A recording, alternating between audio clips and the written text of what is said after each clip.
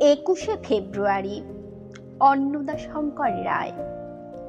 বাদশাহ হুজুর খানজা খান, নবাব হুজুর গাঞ্জা খান দুই জনাতে যুক্তি করে জারি করেন এই বিধান, এখন থেকে প্রজারা সব ময়না তোতার হোক সমান। নতুন জবান শিখুক ওরা, ভুলুক ওদের নিজ জবান।